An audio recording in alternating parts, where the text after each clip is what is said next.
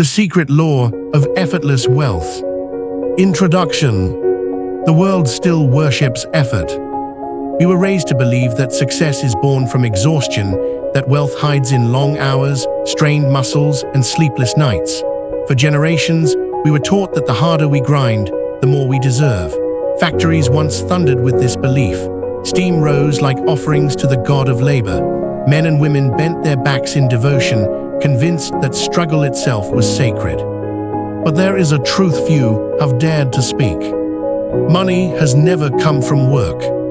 It comes from alignment. The unseen force that moves opportunity, gold, and prosperity through this world does not respond to fatigue. It responds to frequency, to the quiet vibration of thought sustained with certainty. Over a century ago, a soft-spoken thinker named Wallace D. Wattles uncovered this principle and expressed it so plainly that most dismissed it. He wrote, "You do not get rich by doing certain things, but by doing things in a certain way." That certain way is what you are about to remember. For centuries, humanity has been hypnotized by the myth of labor. We dress it up as productivity, ambition, progress, the noble grind. Yet hidden beneath these words lies a misunderstanding, the belief that value is created externally, that wealth must be forced into existence through physical strain. Look around you. The wealthiest individuals are not always the ones who work the hardest. Some seem to move effortlessly through life, while others labor endlessly and remain trapped in lack. Why? Because, as Wattles revealed, echoing the wisdom of mystics before him, wealth is a mental cause, not a physical effect.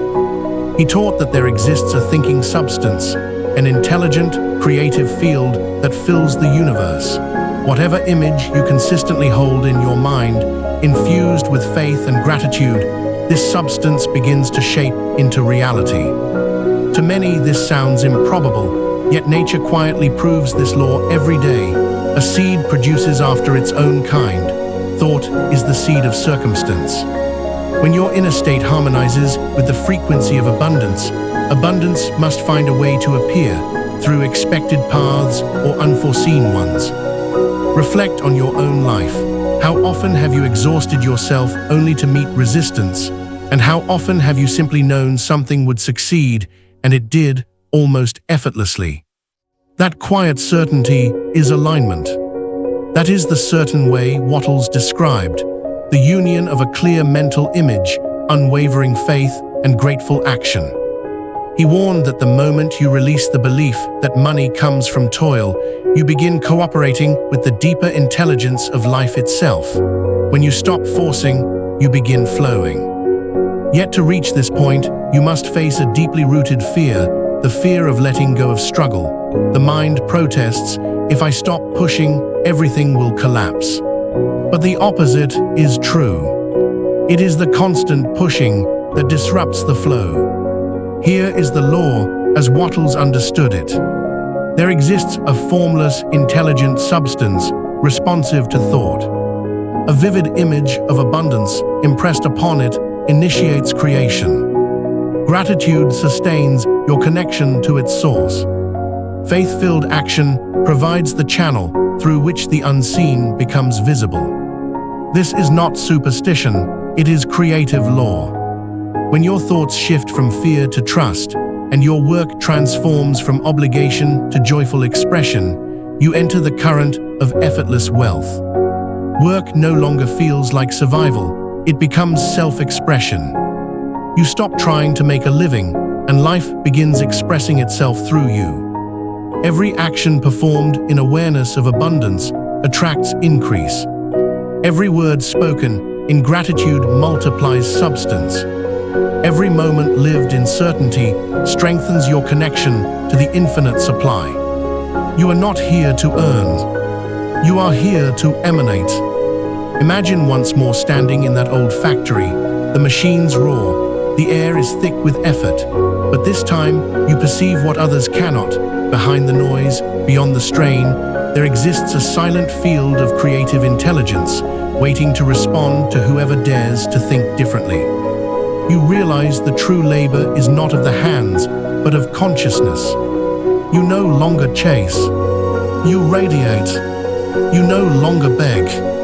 You allow. You no longer say, I must work to earn. Instead, you understand, I work to express the richness already within me. This is the secret of effortless wealth. Not magic, but method. Not fantasy, but alignment with universal law. As you enter Chapter 1, The Thinking Substance, you will begin to see how this invisible intelligence has been shaping your life all along, patiently waiting for your conscious direction.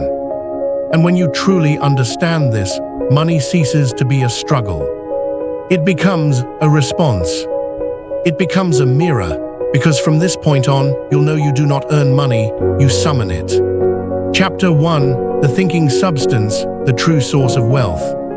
Long before the first coin was minted, before banks or barter or the invention of trade, there existed something far greater, a living ocean of intelligence that filled the invisible space between all things. Wattles called it the thinking substance. He described it not as an idea, but as a reality, the primal essence from which gold, wheat, bodies, and worlds are shaped. Every tree, every thought, every human destiny arises from this unseen field. He wrote, there is a thinking stuff from which all things are made and which, in its original state, permeates, penetrates, and fills the interspaces of the universe. A thought in this substance produces the thing that is imaged by the thought. Pause for a moment and imagine that intelligent field surrounding you right now, waiting for your instruction.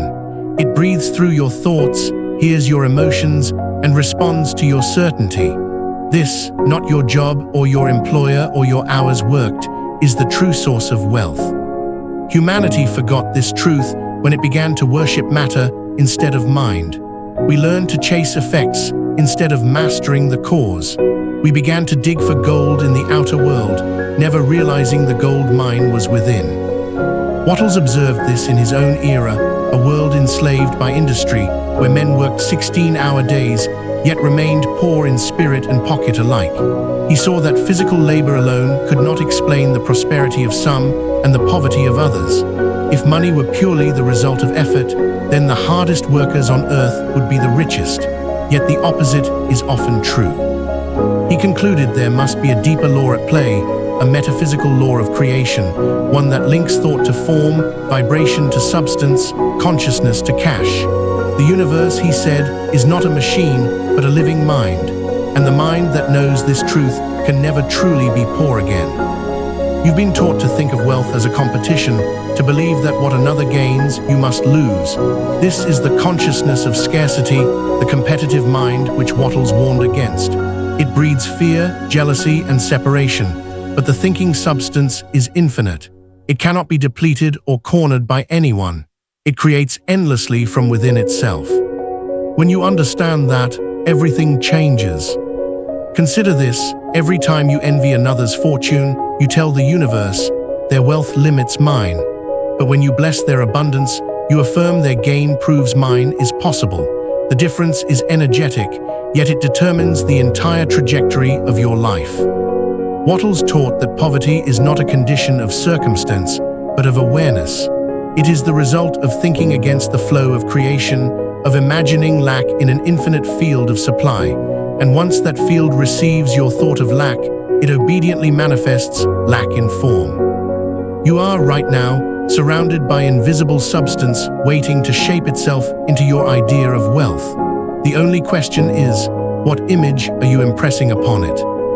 Wattles' discovery is both mystical and practical. He said that to manifest wealth, one must form a clear mental image of the desired result, not vague longing, but definite creation. Hold that image with unwavering faith, never doubting its reality. Express gratitude constantly, for gratitude keeps you in touch with the source. Act in a certain way, with purpose, efficiency, and joyful expectation, not strain. This is the true alchemy of wealth: thought, faith, gratitude, action, manifestation. When you think richly, you magnetize opportunities. When you believe, you command substance to obey. When you act with gratitude, you give the universe permission to deliver. It's not magic.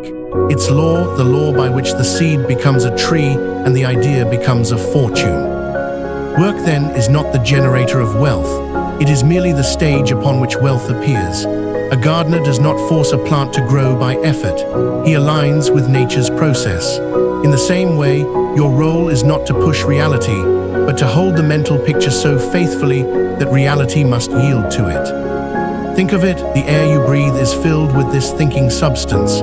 Every atom in your body is woven from it. It listens when you speak. It mirrors when you feel. It builds when you believe. When you truly grasp this, you stop begging life for scraps and start commanding it with reverence. You no longer say, "I must earn money." Instead, you say, "I must think and act in harmony with wealth." This is what Wattles meant by doing things in a certain way, not the way of hustle, but the way of consciousness, calm, deliberate, creative. The rich man is not he who works hardest, but he who works with the laws of the universe instead of against them. As your awareness deepens, you'll begin to feel it, a subtle shift in your energy, a quiet authority that says, "All supply moves through me." And in that realization, work becomes sacred, not as a burden, but as a joyous expression of divine creation.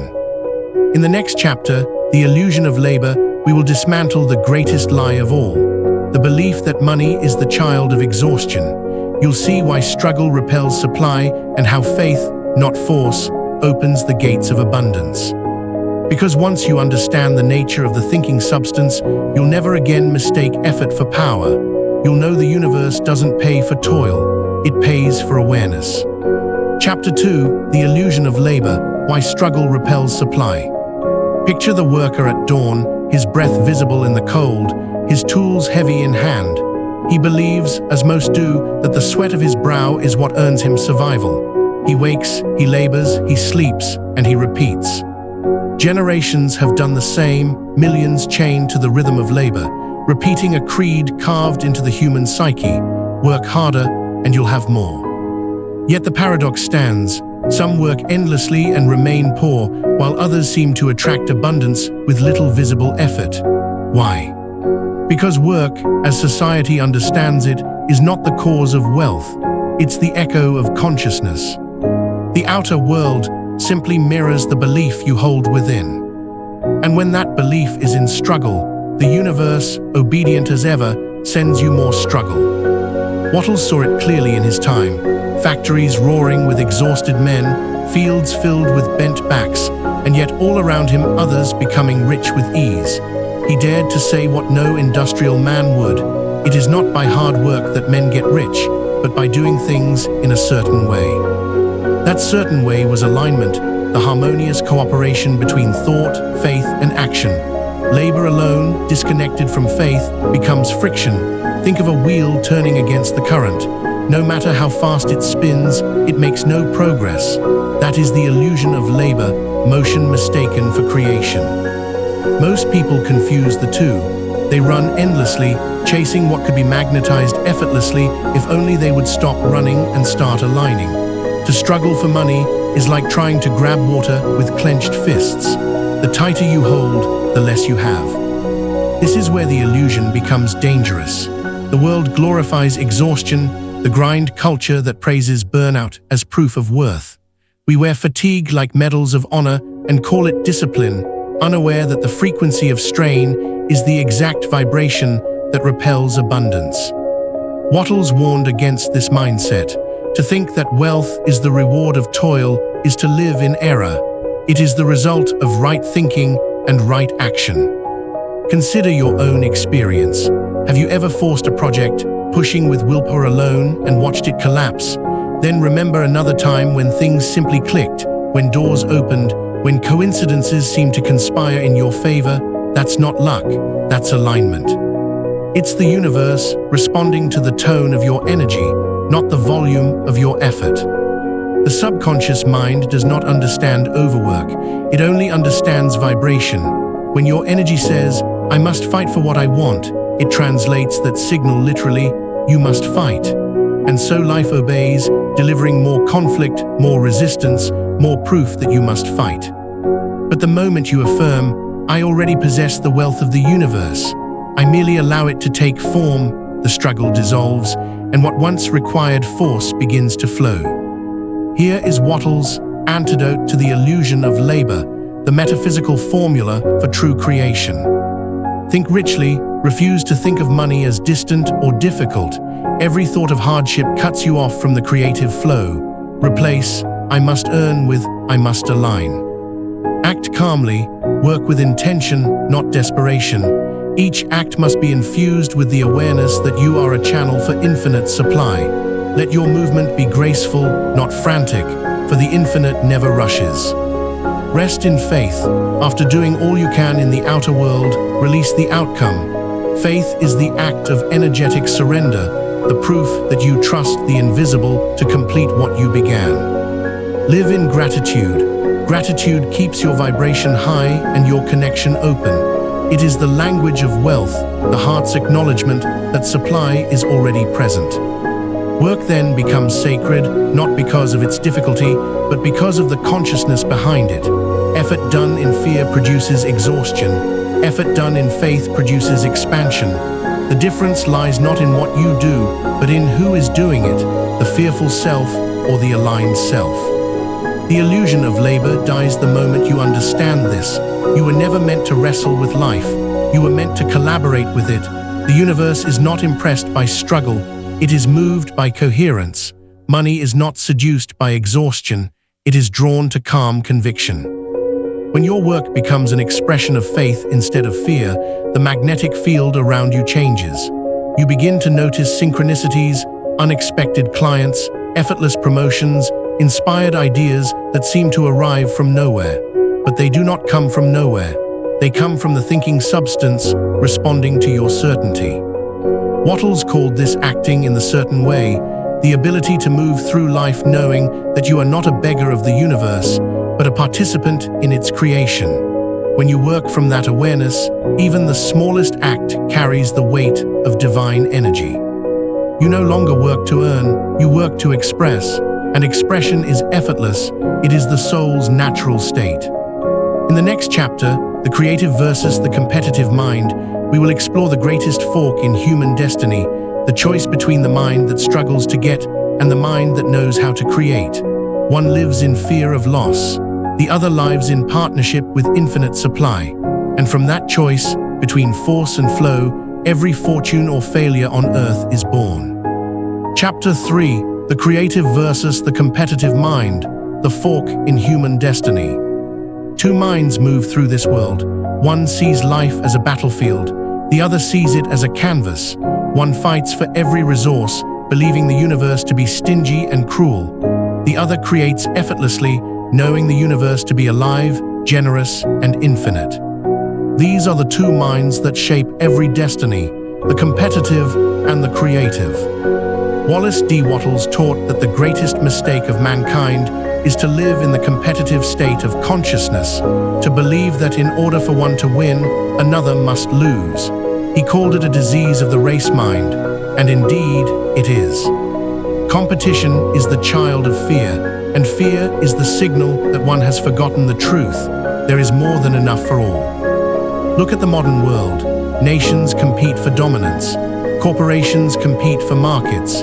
Individuals compete for recognition, for validation, for survival. And yet, in that endless chase, no one ever truly wins, because the vibration of competition is separation itself. It tells the universe, I believe in lack, and so lack becomes the governing law of one's experience. Wattles saw this even in his own century, men trampling each other in factories, businesses collapsing from greed, dreams dying under the weight of envy. He wrote, "The creative mind knows no competition. It creates what it wants without taking away from others. The competitive mind imitates. The creative mind originates. The competitive mind fights for position. The creative mind expands the entire field." Consider this: the richest person you can imagine, the inventor, the mystic, the builder of civilizations, they all used the same invisible tool you possess right now. Their outer achievements were simply reflections of inner constancy. The universe is not moved by your struggle, your education, or your lineage. It is moved by your image, clear, consistent, unwavering. Definiteness is destiny. When you choose a picture and refuse to let it go, the formless begins to crystallize around it. Events reorganize, people appear, coincidences align, because reality must obey the mind that knows what it wants. To live without a definite vision is to live as an echo. To hold one is to live as a creator. Wattles' quiet instruction still resounds: think what you want, do not think of what you do not want. And that single command, practiced daily, has the power to alter the entire landscape of your life. In the next chapter, Faith, the Substance of Things Desired, we will explore the bridge between thought and manifestation, the mysterious force that turns imagination into form. For even the clearest vision cannot live without the energy of belief behind it. Vision is the map. Faith is the current that carries it into reality. Chapter 5, Faith, the Substance of Things Desired. There comes a moment in every creator's journey when the image is formed, the intention is clear, yet nothing has appeared. The mind wavers. Maybe it isn't working. Doubt creeps in like fog, covering the radiant picture once so alive. It is here, in this sacred in-between, that faith begins. Faith is not blind belief. It is spiritual eyesight, the vision that sees through delay into certainty. Wattles called it the substance of things desired. He meant it literally. Faith is the invisible material from which the visible is shaped. Where thought designs and imagination colors, faith provides the mass, the energetic density that pulls form out of the formless. Without it, even the clearest vision drifts like smoke. With it, mountains move, currents bend, and matter yields. Most people confuse faith with hope. Hope waits, faith knows, hope says someday, faith whispers already. Wattles saw that the world suffers not from lack of opportunity, but from lack of conviction. Men and women pray for abundance while secretly expecting disappointment. They think two opposite thoughts at once, one of wealth, one of worry, and the universe, hearing both, delivers neither. He wrote, to think faithlessly is to sever your connection with the source. You must know that the thing you desire is at this moment forming around you. That knowingness, quiet, unshakable, is what most have lost in an age that worships proof. We've been trained to believe only what we can touch, never realizing that touch itself is the echo of belief. The unseen must be believed before it can be seen. Think back to a time when you knew something good was coming. You didn't hope, you felt it. You spoke as if it were already true, and somehow reality obeyed that tone of certainty. That vibration was faith, not the ritual, not the prayer, but the feeling underneath it.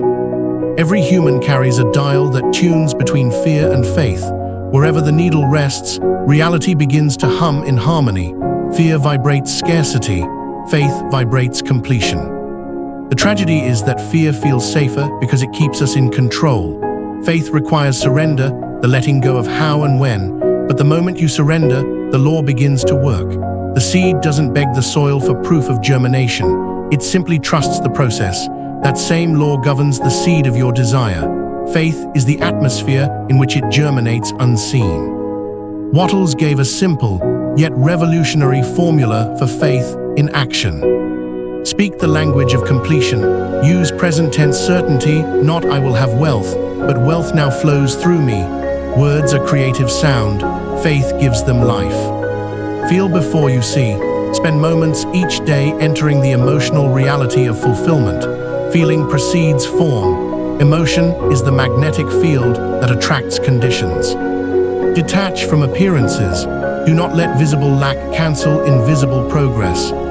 The field rearranges itself beneath the surface long before the flower breaks ground. Act as the channel, not the beggar. Work, plan, give, and speak as one who already lives in supply. Actions taken in certainty multiply results. Actions taken in desperation scatter them. Sustain gratitude. Gratitude is the maintenance of faith. It tells the universe, I trust you, keep unfolding.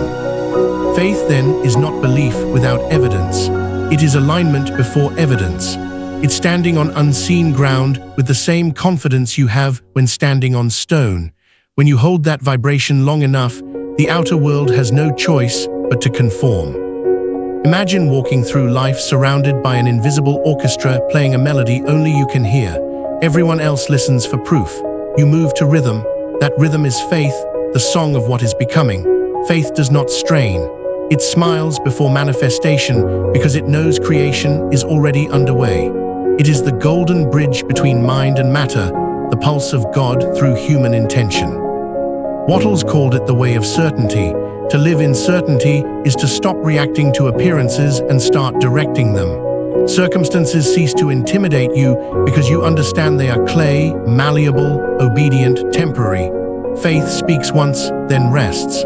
And while it rests, the universe builds.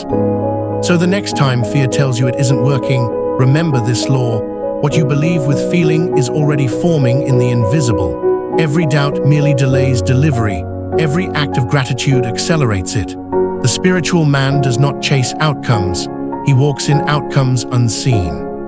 In the next chapter, Gratitude, the magnetic key, we'll explore the emotion that keeps faith alive and abundance flowing.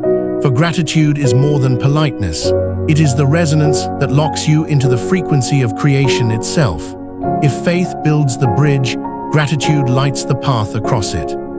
Chapter 6, Gratitude, the magnetic key. There is a sound that only the soul can make. It is not prayer. It is not petition. It is the quiet hum of gratitude, a vibration so high, so clear that the universe cannot resist answering it. Wallace D. Wattles called gratitude the key that keeps you connected to the source of your supply. To him, gratitude wasn't sentiment. It was alignment. When you are grateful, you tune your inner instrument to the frequency of abundance. Everything in the universe moves toward harmony, and gratitude is the ultimate harmony between the creator and the created, the song of acknowledgement that says, I know where my good comes from. Most people only feel grateful when things go right. They see gratitude as a reaction to gain. But metaphysically, gratitude is not the effect of abundance, it is the cause. Wattles wrote, the grateful mind is constantly fixed upon the best. Therefore, it tends to become the best. He understood that a man can work day and night. Yet if he complains, his vibration contracts and the flow of supply constricts. It is not punishment, it is physics. You cannot receive while broadcasting lack. Every word of resentment, every sigh of dissatisfaction sends a signal to the thinking substance that says, I do not yet have enough. And since the universe mirrors belief, it obeys, sending you more lack to match your conviction. Gratitude reverses that signal instantly. It declares there is abundance now, and the law responds in kind, expanding the field around you. To live in gratitude is to stand in the vibration of completion even when appearances suggest otherwise. That is faith matured into peace. Look within. How often have you postponed gratitude? We say, I'll be thankful when I get the promotion, when I meet the right person, when I finally have enough. But by waiting, we push the frequency of abundance further away. We send the universe a message of delay, not yet. Gratitude now is the bridge between the unseen and the seen. It doesn't wait for proof, it creates proof. Try this experiment. Recall a time you were truly thankful when joy welled up for no reason. Notice the lightness in your heart, the calm that followed. That state of being is magnetic. In that vibration, you are already rich because richness is a feeling before it's a fact. Wattles insisted that the entire process of mental adjustment and atonement can be summed up in one word: gratitude. It is the great harmonizer between thought and form. Here is how to practice the law of gratitude as Wattles intended. Begin and end each day with thanks. Upon waking, affirm quietly, I am one with the source of infinite supply. At night, give thanks not just for what happened, but for what is unfolding unseen. Gratitude at the edges of the day sets the rhythm for everything between. Be grateful for possibility, not only for possession. When you can thank life for what is still forming, you prove your faith to the universe. This accelerates manifestation, for gratitude is evidence of certainty. Turn complaints into creations. When you feel irritation, pause and reframe. Even this serves my expansion. Gratitude transforms resistance into raw creative power. Express increase wherever you go. Speak and act so that every person and situation you touch feels richer for your presence. This is the practical side of gratitude. It radiates increase, and increase multiplies. Write it, speak it, feel it. Keep a daily gratitude record, not as a ritual, but as an energetic calibration. Feel the warmth behind each word. Feeling is what imprints the field. When gratitude becomes habitual, miracles become natural because you are no longer calling wealth. You are living in the frequency of it. The most magnetic souls in history all shared one thing in common: a thankful heart before evidence appeared. They thanked the divine before the rain, before the harvest, before the healing. That thanksgiving was not superstition. It was creation in motion. To be grateful is to speak the universe's native tongue. Everything alive responds to appreciation. It expands under it. The more grateful you are, the more reasons you're given to stay that way.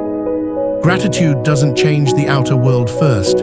It changes you. And when your inner world shifts, the outer must follow. So stand still for a moment, breathe, and whisper, "Thank you for what is and for what is yet unseen." In that instant, you step into the current of divine circulation. The same current that feeds stars, moves oceans, and sustains your breath. That is the true power of gratitude. It is the invisible currency of heaven flowing through the soul, aware of its source. In the next chapter, Acting in a Certain Way, we'll move from inner alignment to outward expression. For once gratitude and faith are alive, action becomes sacred, no longer a struggle, but the visible dance of invisible law. You'll learn how to act without doubt, without haste, without fear, the way the infinite acts with calm certainty and unstoppable purpose. Chapter 7, Acting in a Certain Way, How to Move Like the Infinite. The universe never rushes. It moves with absolute certainty, quiet, rhythmic, flawless. The sun never doubts its rising. The river never questions its path to the sea. Each fulfills its purpose without strain, because each is animated by the same intelligence that breathes through you. This is what Wallace D. Wattles meant by acting in a certain way. He wrote, "You must act in the present with faith and purpose. Act now upon the people and things in your present environment. To act in a certain way is to work as the infinite works, calmly, precisely, without fear of loss or doubt of result. It is not about effort, it is about essence. You move not to make something happen, but to express what already is happening through you. When you act in this consciousness, your deeds carry power. They ripple outward like waves that never fade, and the world begins to organize itself around your conviction. Most people act from confusion, rushing, reacting, fearing they might miss their chance. Their actions are frantic, born of uncertainty, and therefore barren of creative force. Wattles observed that fear of failure makes failure. When you act from worry, the energy of your work becomes distorted, its vibration tangled with doubt. You're trying to plant seeds while trampling the soil. This is why many labor endlessly without progress. Their hands move, but their hearts hesitate. Their words carry effort, not faith, and the universe responds in kind: scattered results, unstable income, inconsistent opportunities. Action alone does not create. Conscious action does. To act in a certain way is to combine vision, faith, and gratitude into motion. Every gesture becomes sacred. Every step is guided. Think of the last time you took action from fear. Remember the tension, the exhaustion, the quiet whisper that said, "If I stop pushing, everything will collapse." That was not creation. That was survival. And survival mode blocks spiritual circulation. Now remember a time when you moved with confidence, when inspiration struck, when the right words flowed, when doors opened effortlessly. That ease was not random, it was alignment.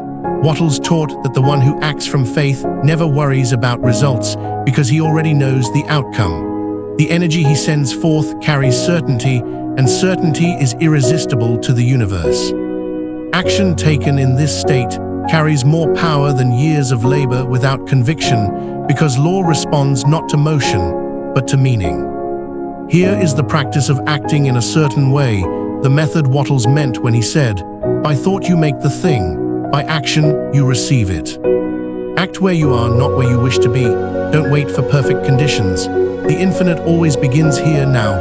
Whatever lies before you is the exact material through which your vision will express itself. Act with calm efficiency. Move deliberately as if success were guaranteed, because metaphysically it is. Each action performed with composure carries more power than 1,000 done in anxiety. Let every action express faith. Infuse your tone, posture, and speech with quiet assurance. The field around you records that vibration and multiplies it in ways you cannot predict. Do every act as a complete act. Wattles said, "Put the whole power of your mind and will into every act. Treat every task, however small, as sacred service." This intensity of presence bridges the invisible and the visible. Detach from the result. Once the action is done, release it completely. The infinite completes what you begin. Worry is interference. Rest is faith. When you move like this, the quality of your energy shifts. People feel it. Opportunities rearrange themselves. Even chaos begins to organize around your conviction. Because when you act in a certain way, you become a living expression of divine order. To act in a certain way is to work as the universe works, without hesitation, without doubt, without hurry. It is the stillness of power in motion. Wattles compared it to the growing of a seed. The seed does not wonder if it will sprout. It simply responds to the laws that govern it. And those laws never fail. So must you act not as a struggler reaching upward, but as a creator unfolding outward. Every task you do with faith strengthens your magnetic field. Every doubt weakens it. Therefore, live as though your success were inevitable, because to the infinite, it already is. The one who acts in this consciousness becomes unstoppable, not because he is forceful, but because he is certain. He is the calm at the center of motion, the point through which the universe expresses order into chaos. When your thoughts are aligned with truth and your actions flow from peace, you cannot fail. Failure can only exist where doubt remains.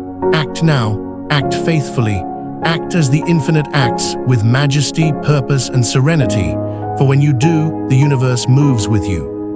In the final chapter, The Effortless Stream of Supply, we'll see what happens when all these laws, thought, faith, gratitude, and action converge into perfect harmony. You'll learn how wealth begins to move toward you naturally, like a river finding its source. Because the universe cannot resist one who has become its reflection. There is no more trying, only allowing. Chapter 8, The Effortless Stream of Supply, when the universe works through you. There comes a point on this path when you no longer chase the current. You become the current. What once felt like effort now feels like rhythm. What once demanded force now flows as grace. This is the moment when money, opportunity, and circumstance begin to move toward you as naturally as rivers seek the sea, not because you are lucky, not because you have finally worked hard enough, but because you have entered alignment with the great circulation, the endless motion of divine supply. Wallace D. Wattles called this state living in the certain way. He said you can become rich without robbing or taking away from anyone, and by doing so you become a channel through which the universe increases life for all. When you reach this realization, wealth ceases to be something you earn. It becomes something that moves through you, blessing everything it touches. Most people never experience this effortless flow because they still believe they are separate from supply. They imagine themselves as beggars before an indifferent universe, asking for what they already contain. They cling to money, fear loss, compete for scraps, and pray for miracles while rejecting the miracle of their own consciousness. They dam the river with anxiety and call the resulting drought reality. But the universe has no droughts, only blockages of belief. Wealth is not a reservoir to be earned and guarded. It is a river that must circulate. The moment you hoard from fear, the current stagnates. The moment you give from faith, it accelerates. This is the paradox of divine economy. The less you cling, the more you attract. The more you give, the more you overflow. Look at your relationship with money. When it enters your life, do you breathe in relief or tighten in fear? Do you see it as evidence of security or as proof of how easily it could vanish? Whatever emotion you attach to money becomes the frequency that governs its behavior in your life. Gratitude invites it to stay. Fear drives it away. Wattles wrote that no man can be rich who has a poor mind, meaning not a mind empty of cash, but a mind full of worry. Because worry vibrates lack, and lack repels supply. Your task, then, is not to chase wealth, but to stabilize your vibration so that wealth can circulate freely through you. You are the riverbed, money is only the water. When the channel is clear, free of fear, and aligned with faith, the flow becomes constant. To live in the effortless stream of supply, see money as energy, not matter. It is the visible expression of invisible movement. Treat it with reverence, not attachment. It comes and goes according to your inner flow. Keep circulation alive. Give freely, not as loss, but as participation in the universal rhythm. Every act of generosity expands your capacity to receive. The moment you allow money to move, you demonstrate trust in the source. Anchor every action in peace. The infinite never acts in panic. Move with calm assurance, and your field broadcasts stability, attracting resources and opportunities that mirror your stillness. Receive without guilt. Many unconsciously repel abundance by feeling unworthy of it. Creation cannot bless a vessel that refuses to open with joy. It keeps the current pure. Live as an instrument of increase. Let every person, place, and project you touch expand through you. You are the conduit through which the universe multiplies itself. To increase life for others is to ensure that life increases for you. When you master these principles, money becomes a byproduct of something far greater, vibrational coherence with divine order. You are no longer working for wealth. Wealth works for you. Imagine standing beside a vast ocean. Each wave that breaks upon the shore is a form of supply, an idea, an opportunity, a flow of abundance. Yet none of it belongs to you exclusively. It moves through you, not to you. Your task is to remain open, rhythmic, and grateful. In that openness, you become the infinite's favorite instrument. You stop asking, "How can I get?" and begin asking, "How can I let more life flow through me? How can I circulate more good to others through my being?" As you ask, the universe answers with more to give, more to share, more to live, because the law is perfect. To the one who circulates, increase is inevitable. Living in the effortless stream of supply eliminates fear of lack, anxiety about timing, and guilt over success. Money is not earned, it is expressed. You are not a laborer, you are a channel. Through that channel flows the limitless abundance of the infinite. Breathe it in, feel it move through you. That is wealth, not the coin, but the current, not possession, but participation in divine flow. And so we arrive where all journeys of consciousness end, effortless awareness.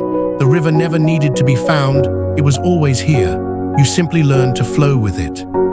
In the epilogue, The True Currency, we return to the revelation that money is only a shadow of something far greater, the radiance of divine life expressing through awakened consciousness. The richest person is not the one who has the most, but the one who moves with the source in perfect trust. The secret is simple, though it took lifetimes to remember. You were never chasing money, you were chasing meaning. All the gold, all the effort, all the striving, they were symbols, not substance, reflections of something deeper. Your soul always knew that true value lives not in things, but in being. When Wattles wrote that the purpose of life is the advancement and increase of life, he described the real currency of the universe. It is not money, it is awareness. Money is one form that awareness takes when it flows freely through consciousness. The true currency of the universe is life itself moving through you, expressing as you. When you understand this, you stop serving money and start serving life. Then money serves you. Humanity has mistaken symbols for the source. We collect pieces of paper and digits on screens and call them wealth, measuring worth by accumulation rather than expansion. This illusion created a world obsessed with earning instead of expressing. Wattles sought to dismantle it. He saw that endless striving blinds man to the law of being. He wrote, "The very best thing you can do for the whole world is to make the most of yourself." To make the most of yourself means to let the infinite flow through your mind, your hands, your heart. When you do, increase happens automatically in money, in peace, in purpose. But when you resist that flow through greed, worry, or guilt, the current slows. You feel poor not because supply is gone, but because you have stepped out of its rhythm. Ask yourself gently, why do you truly want money? Beneath the surface, the answer is always the same: security, freedom, comfort. There is a deeper desire to feel alive without fear. That feeling is not a product of possession. It is the natural state of the soul when it remembers its source. Money was never the goal. It was a mirror reflecting your belief about your own power. When you feared lack, money fled. When you trusted life, money followed. When you tried to prove your worth through labor, you felt weary. When you acted from faith, doors opened by themselves. The lesson was never about working harder. It was about remembering that you were already connected to everything you sought to earn. You are not separate from the source of supply, you are its expression. To the degree that you live as that expression, abundance has no choice but to appear. Here is Wattles' final teaching distilled into practice. Think creatively, never competitively. See life as infinite, yourself as a co-creator, every soul part of the same circulation. This alone dissolves envy, scarcity, and fear. Hold faith as substance. Believe not in distant outcomes, but in the unseen presence that is already forming them. Speak, act, and rest from that knowing. Give gratitude a voice. Thank everything, even the delay, even the lesson. Gratitude keeps you attuned to abundance when appearances suggest the opposite. Act in a certain way. Let your work be proof of your faith. Move without hurry. Speak without doubt. Treat every act as a sacred transaction between the infinite and form. Circulate life. Wherever you go, leave increase. Give more energy, clarity, kindness, and beauty than you take. This is the divine economy, and your return is guaranteed. When you live like this, money no longer feels separate from spirit. It becomes an instrument, a way for the infinite to serve itself through you. And that is the highest prosperity, knowing that what you receive for the sake of giving more. Stand still now, breathe, feel the pulse within your heart, the steady rhythm of life itself, the true currency. It circulates without end, needing no mint, no measure, no permission. It is wealth beyond numbers, the very breath of God through the form called you. Money is only its shadow. When you chase the shadow, you labor. When you honor the light, the shadow follows effortlessly. Wattles' wisdom lives here. You do not earn by striving, but by being. Your worth was settled before you were born. The source expresses itself through your consciousness, and its language is increase. Go forth not as a seeker, but as a sower. Plant ideas, joy, peace, beauty, and watch the field of your life multiply beyond effort. In the divine economy, the only true wealth is the consciousness that gives life. When you become that consciousness, radiant, generous, certain, the universe bends around you in recognition and whispers, "You finally understand." The current moves, the river flows. All that you once struggled to earn arrives quietly, faithfully, inevitably, as the reflection of who you have become. It is summoned by consciousness, flows through gratitude, obeys faith, and moves wherever increase is served. You are not here to earn a living, you are here to give life. And in doing so, you discover the greatest prosperity of all, the peace of knowing that everything that belongs to you is already yours and always has been.